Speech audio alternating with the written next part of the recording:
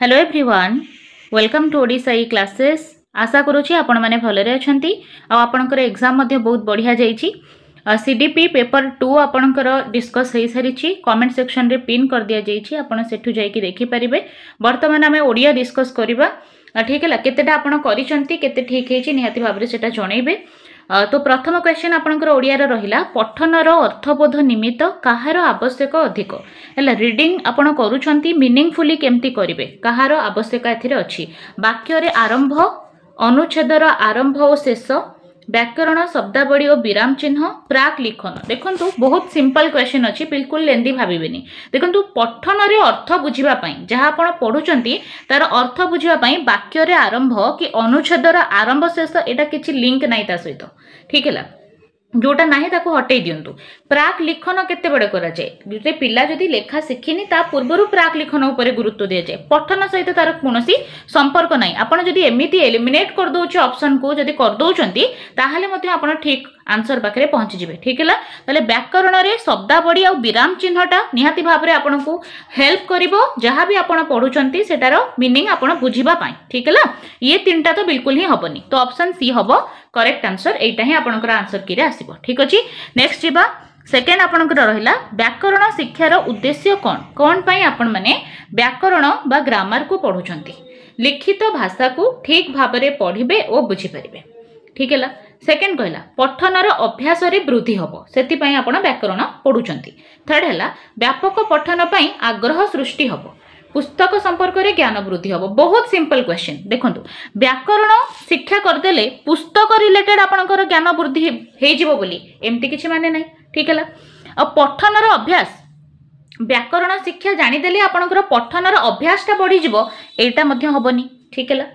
व्यापक पठन पई आग्रह सृष्टि हबो व्याकरण शिक्षा एटा एथि पई आपण माने व्याकरण शिखंती कि व्यापक पठन पई आग्रह सृष्टि केवल व्याकरण शिक्षा द्वारा होएनी।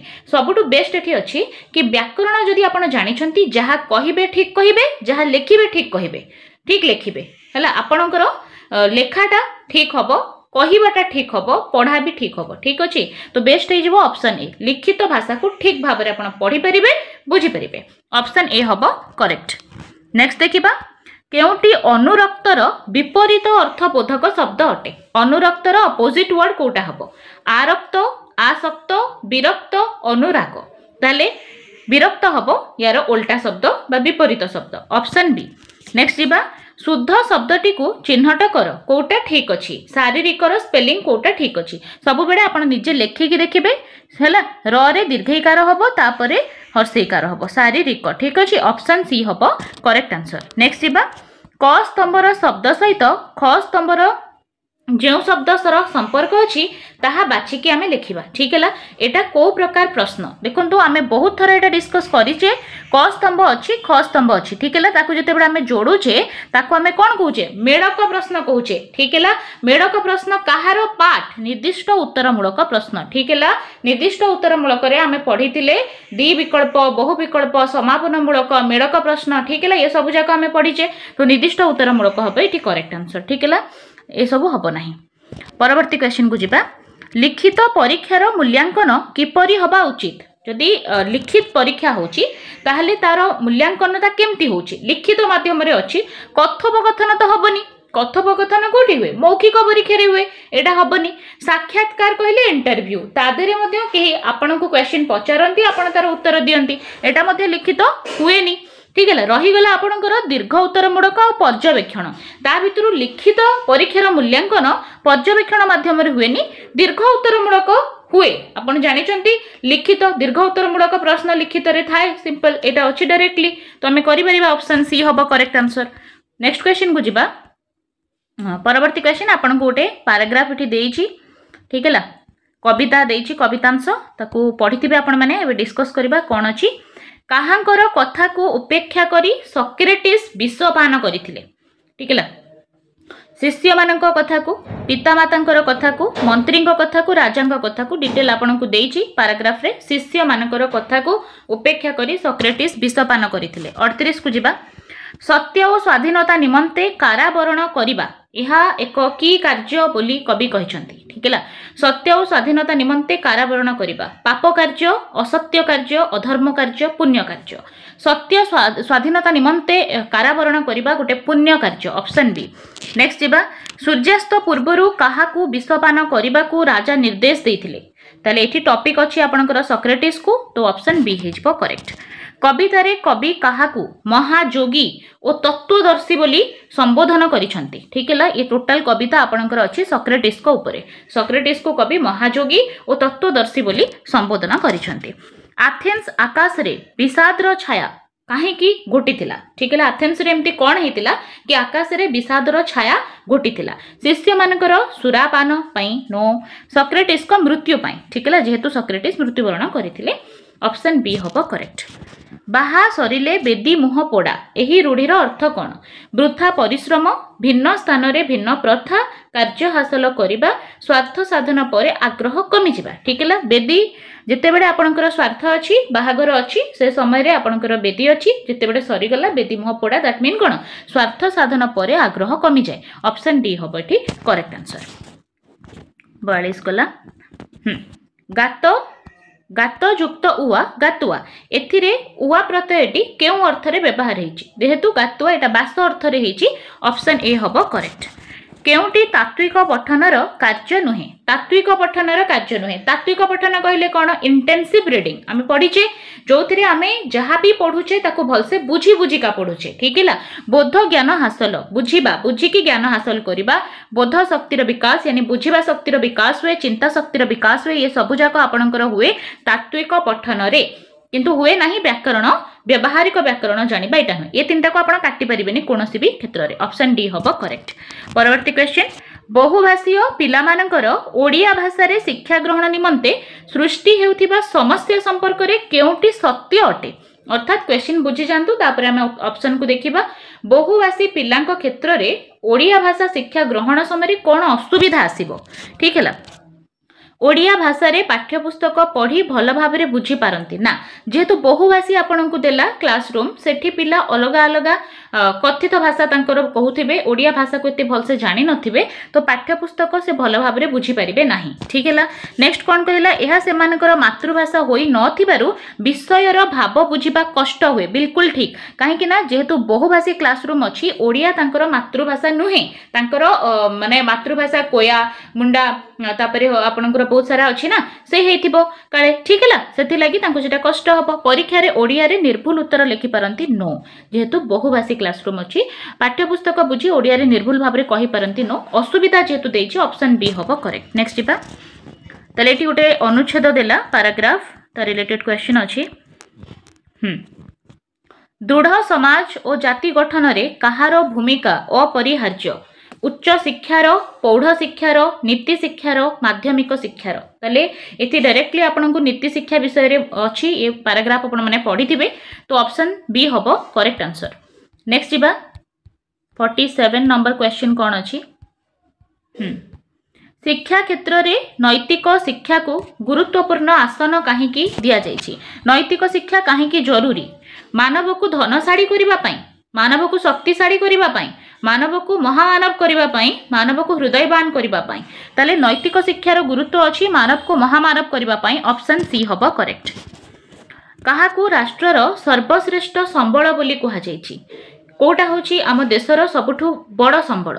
मत्स्य संबल, खनिज, पशु, मानव? हैला, मानव होछि डायरेक्टली आपनकर अनुच्छेद रे अछि, मानव होछि हमर सर्वश्रेष्ठ संबल आम राष्ट्रर।